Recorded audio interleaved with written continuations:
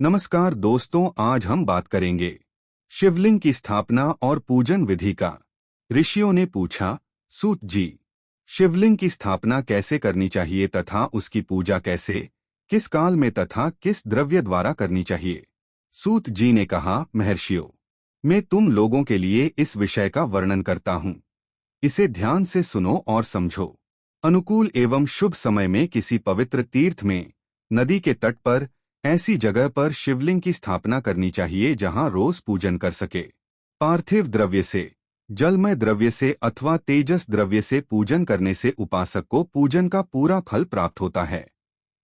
शुभ लक्षणों में पूजा करने पर यह तुरंत फल देने वाला है।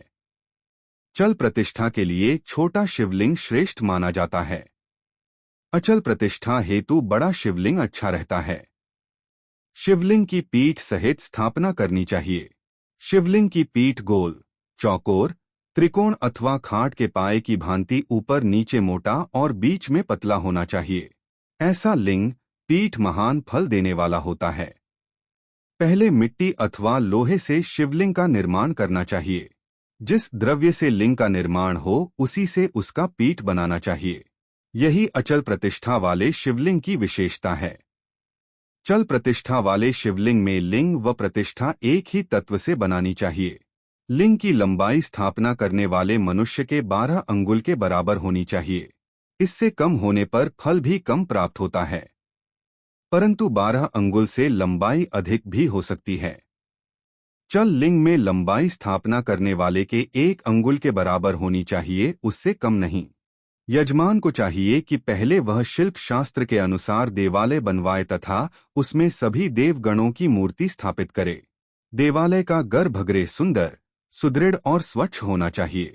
उसमें पूर्व और पश्चिम में 2 मुख्य द्वार हों। जहां शिवलिंग की स्थापना करनी हो उस स्थान के गर्त में नीलम, लाल वैदूर्य, श्याम, मरकत, मोती, मूंगा, गोमेद और हीरा इन 9 रत्नों को वैदिक मंत्रों के साथ छोड़े। 5 वैदिक मंत्रों द्वारा 5 स्थानों से पूजन करके अग्नि में आहुति दें और परिवार सहित मेरी पूजा करके आचार्य को धन से तथा भाई बंधुओं को मनचाही वस्तु से संतुष्ट करें।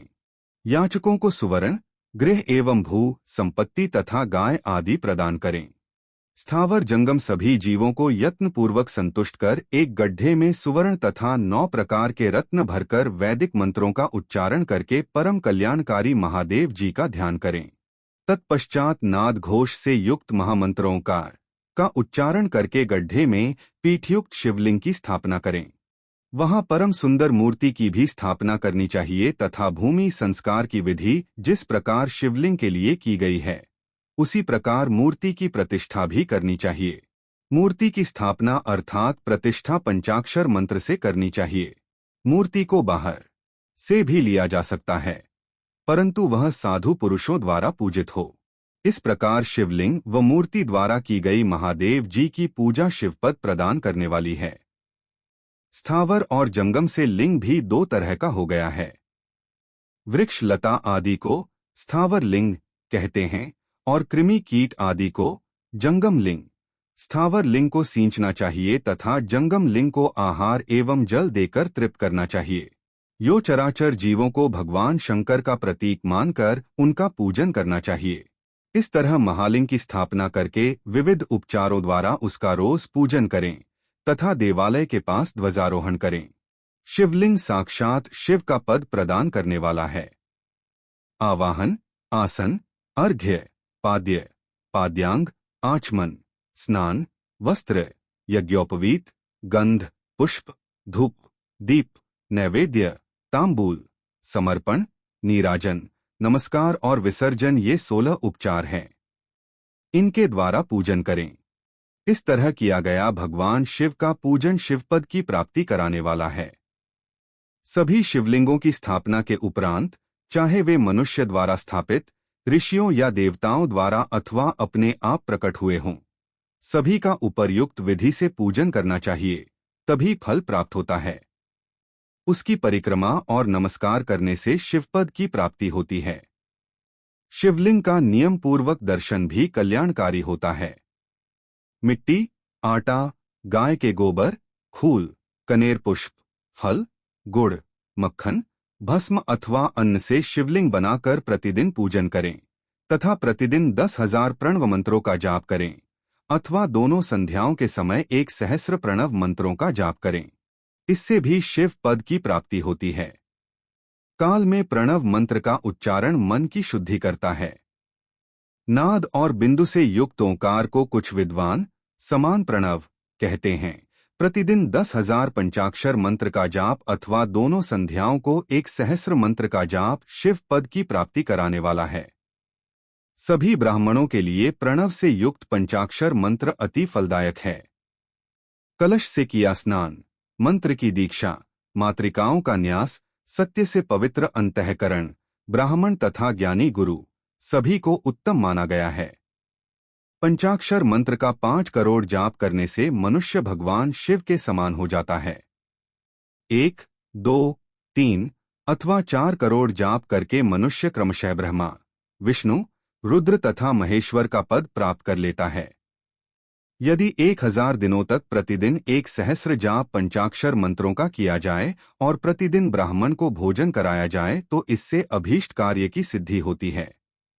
ब्राह्मण को प्रतिदिन प्रातःकाल 1008 बार गायत्री मंत्र का जाप करना चाहिए, क्योंकि गायत्री मंत्र शिव पद की प्राप्ति कराता है। वेद मंत्रों और वैदिक सूक्तियों का भी नियम से जाप करें। अन्य मंत्रों में जितने अक्षर हैं उनके उतने लाख जाप करें। इस प्रकार यथाशक्ति जाप करने वाला मनुष्य मोक्ष प्राप्त करता है। अपनी पसंद से कोई एक मंत्र अपनाकर प्रतिदिन उसका जाप करें अथवा का नित्य 1 सहस्र जाप करें। ऐसा करने से संपूर्ण मनोरथों की सिद्धि होती है। जो मनुष्य भगवान शिव के लिए फुलवाड़ी या बगीचे लगाता है तथा शिव मंदिर में झाड़ने बुहारने का सेवा कार्य करता है, ऐसे शिव भक्त को पुण्य कर्म की प्राप्ति होती है। अंत समय में भगवान शिव उसे मोक्ष प्रदान करते हैं। काशी में निवास करने से भी योग और मोक्ष की प्राप्ति होती है। इसलिए आमरण भगवान शिव के क्षेत्र में निवास करना चाहिए। उस क्षेत्र में स्थित बावड़ी, तालाब, कुना और पोखर को शिवलिंग समझकर वहां स्नान, दान और जाप करके मनुष्य भगवान शिव को प्राप्त कर लेता है।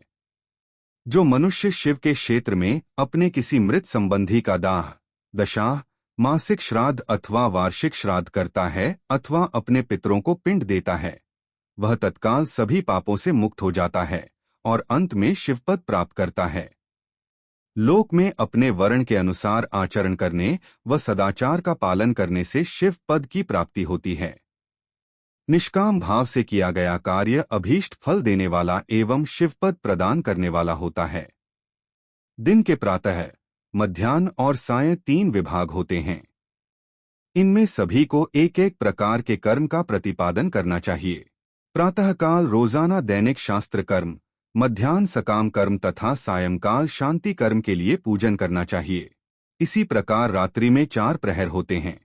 उनमें से बीच के 2 प्रहर निशीथ काल कहलाते हैं।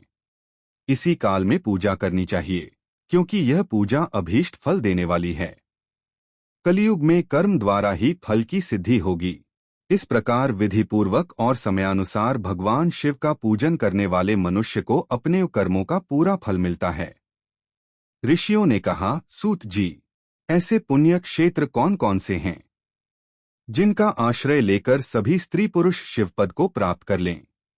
कृपया कर हमें बताइए।